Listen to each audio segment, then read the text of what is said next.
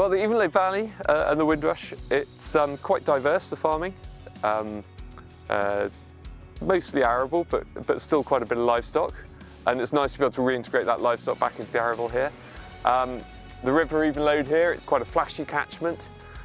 So some of the farming in the floodplains is changing.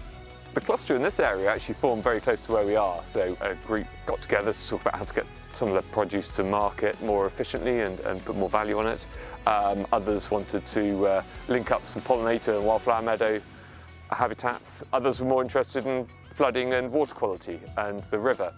We set ourselves up as a community interest company, North East Cotswold Farm Cluster, and that has 3 directors, all farmers, and then a steering group of directors and a couple of other professionals, and then an AGM every year to review on our progress and set the agenda and check on our progress.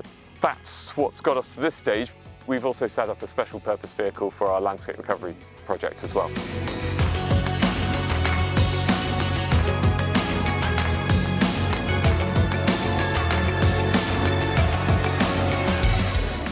So Tim, from a farm business perspective, what's the point of pursuing private money for the delivery of environmental outcomes?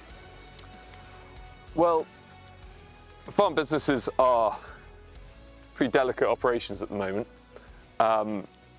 Diversity is, again, everything, I think. Diversifying the risk, commodity prices, input prices, very risky business. Throw in that the weather we're getting. This particular field's been underwater 3 years in 4 at those critical times. You can never rely on it just to be winter. It's happening all times of year. And then, of course, the public subsidies were on pretty shaky ground as well.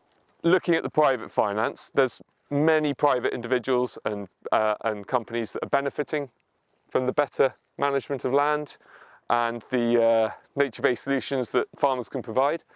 So why shouldn't we be pursuing them? You, the cluster, have a Natural Environment Investment Readiness Fund project that's particularly focused on water-related risk. Tell me a bit more about that.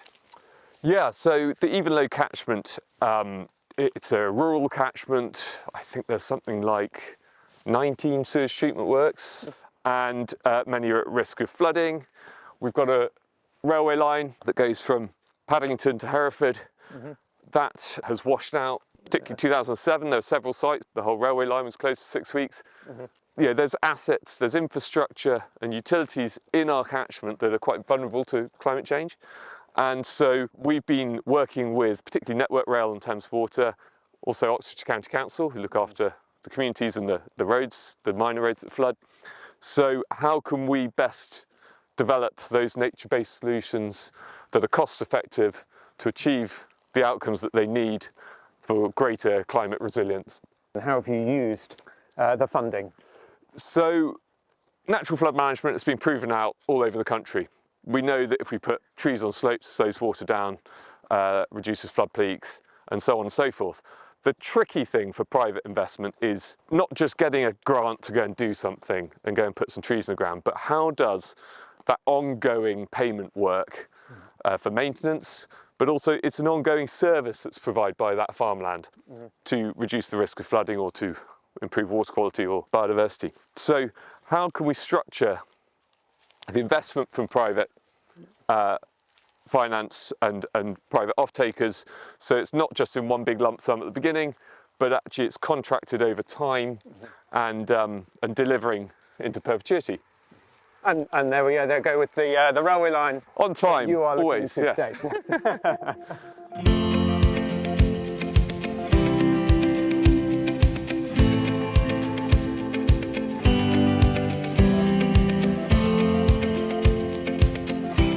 So Tim, tell us what your thinking is about managing the flow of water on the river here and the field on the other side.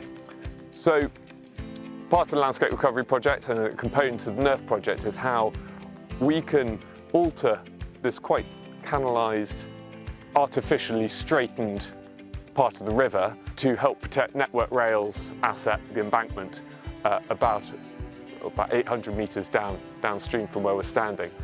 It's very straight, there's a lot of energy, and it's scouring the bottom of the embankment.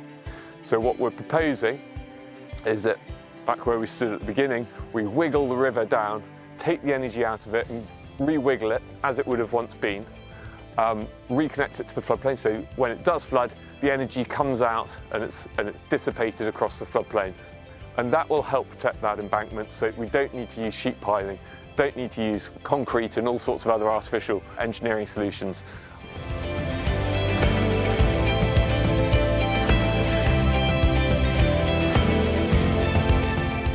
Our NEIRF project started here and how we could work with Network Rail to protect this particular site, but they've got another dozen or so sites up the catchment that are vulnerable. So they've invested in a feasibility study to model what natural flood management would do in other sites just like this. And actually about 4 or 5 of those also overlaps with some protection of water utility assets. So we start bringing in multiple stakeholders as well as multiple farms, and the cost of that natural flood management is shared. We try and avoid the freeloaders, and gradually more people are investing in it, the communities, the Oxfordshire County Council as well. We can start to build scale quite quickly, and the compounded benefit of that starts to be felt by everyone. So not just one project looking at this, but we start to scale it out.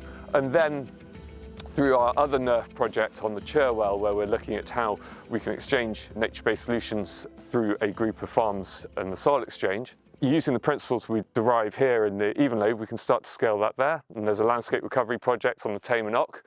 They're also in part of these discussions. They've got the Western Main Line, Network Rail.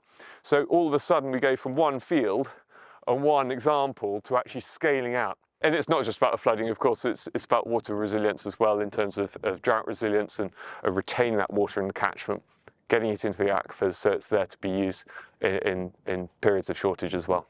And through all of this work, you mentioned re-wiggling of the river. There are benefits for biodiversity, I presume? Yes, well actually biodiversity, absolutely. So there's a proportion of our landscape recovery project that will be going through biodiversity net gain, but also carbon, of course. We've just walked through an arable field that's been reverted to grass. Change of land use like that will fix more carbon. And our round 2 NEIRF project looked at what the uplift of soil carbon is through different land management, land use changes. And now actually what we've done is taken that soil carbon data and plugged it into our natural flood management modelling. And we can look at how actually the improvements in soil structure and soil health, the reduction in bulk density is creating this enormous reservoir of water storage across the landscape. So when we start thinking of carbon and biodiversity and natural flood management and water quality, all these things are overlapping. And so we start to measure all of them, and we can bundle them up and start presenting them to the beneficiaries, the off-takers.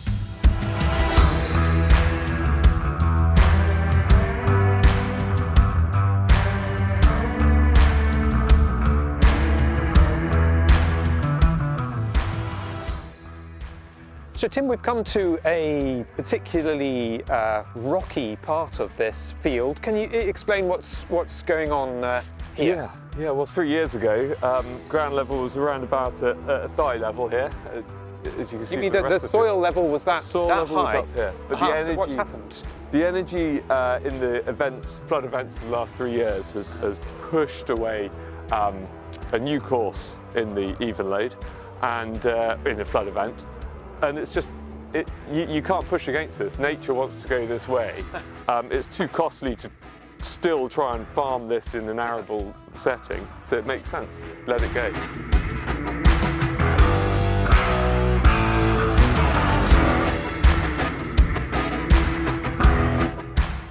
Within our core team, we've got 4 families that actually farm. Tim Coates, who's a co-director of the new special purpose vehicle, he's been the brains behind the finance, and he farms near Chipping Norton. Rachel Murphy, our farm advisor, she farms down near Cassington, and she's got a degree in biology. We've got data analysts. We've just got a relationship with Oxford University as well, the Leverhulme Centre there. So we've been very fortunate to be able to pull people in within the catchment. It's a proper team effort. It starts with the farmers though, that's where it's got to start.